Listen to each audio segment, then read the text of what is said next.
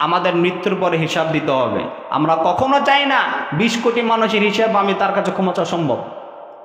আপনি মনে করেন একটা সরকারি জিনিস ভবন ভেঙে ফেললেন, আপনি অনেক জায়গায় অহরহ ঘটনা ঘটেছে, গেলে ভাঙলেন আপনি।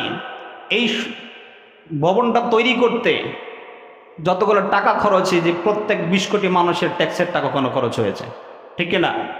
আপনি যখন সরকারের কোনো সম্পদ ভাঙবেন, মৃত্যুর আগে আপনি ভাঙলেন আপনার ঋষাঋষিতে, এই 20 কোটি মানুষের কাছে ক্ষমা চাওয়া সম্ভব আপনার? এটা তো হক কলিবাদ নষ্ট করলেন আপনি। মুক্তির কোনো রাস্তা নেই এই জায়গা থেকে। একটা মাত্র রাস্তা আছে, যা ভাঙছেন আপনাকে উদ্ধার করে দিতে হবে, ওই পরিমাণ টাকা দিতে হবে। মরণের পরে সকলকে হিসাব দিতে হবে কিনা? দিতে হবে। যার যার কবরের হিসাব তাকেই দিতে হবে। কিন্তু প্রতিহিংসা বশবর্তী হয়ে দেশের সম্পদ নষ্ট করলেন আপনি। 18-20 কোটি মানুষ যারা আছে, কারো কাছে পা ধরে ক্ষমা চাওয়া আপনার দ্বারা সম্ভব নয়। চিন্তা ভাবনা করে দেখেন, কিয়ামতের ময়দানে যখন আল্লাহ রাব্বুল আলামিন আমাকে আপনি কাঠগড়ায় দাঁড় করাবেন, দেশের সম্পদ কেন নষ্ট করেছিল তুমি বলো? এই সম্পদ তো তোমার ছিল না, মানুষের ছিল। হক কলিবাদ নষ্ট করেছে, এগুলি হিসাব দিয়ে তুমি যাও। জিন্দিগি ভর শুধু গুনাহ করে গেলাম, ভালো কাজের কোনো সুযোগ আমাদের হয় নাই। যাও হয়েছিল দেখুন, অনেকটা ইবাদত আমরা করে ফেলেছি। আল্লাহ তাআলার কাছে ওই সময় ধরা খাওয়া ছাড়া বিকল্প কোনো রাস্তা নাই। দেশের কোনো ক্ষতি হয় এমন কোনো কার্যকলাপে আমরা যুক্ত হব না ইনশাআল্লাহ। এক চক্র এখন কাজ করছে, যারা যেই জালেম চলে গেছে এখান থেকে, তারা দোষরত এখনো আছে, কথা কয় না নাই, এখনো আছে। তারা তাদের কাছে অ্যাক্টিভ আছে। তারা এই ছাত্র জনতা যারা শক্ত দিয়ে দ্বিতীয়বার বিজয় লাভ করেছেন, দ্বিতীয় স্বাধীনতা নিয়ে আসছেন, এদের স্বপ্নটা পণ্ড করার তালে তারা আছে।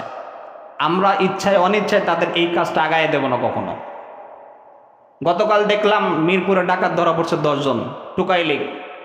এরা কারা? এরা কিন্তু ছাত্ররা না, ছাত্ররা এখন পর্যন্ত মাঠে আছে।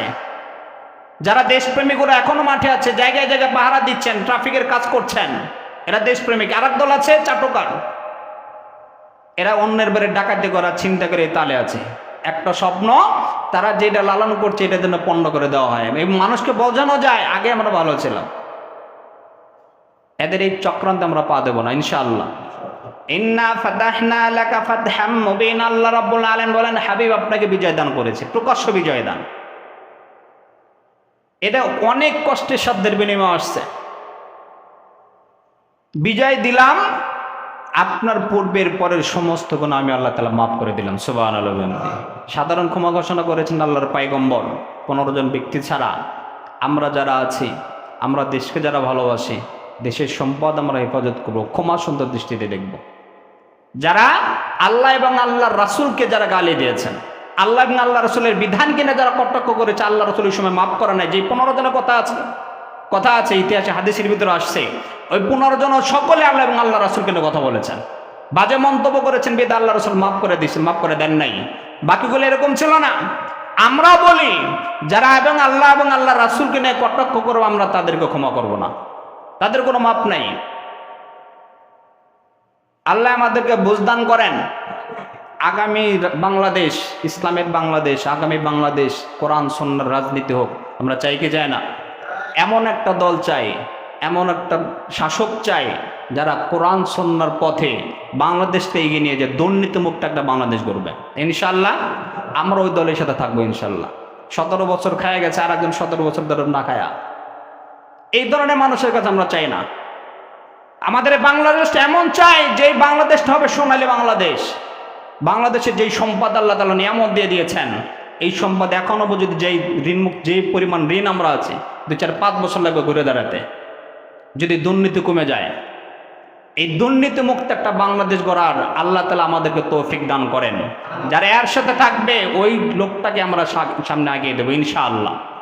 চাই সে যে দলই হোক, দুর্নীতি মুক্ত দেশ চাই আমরা ইনশাআল্লাহ। আল্লাহ আমাদের সকলকে বুঝদান করেন।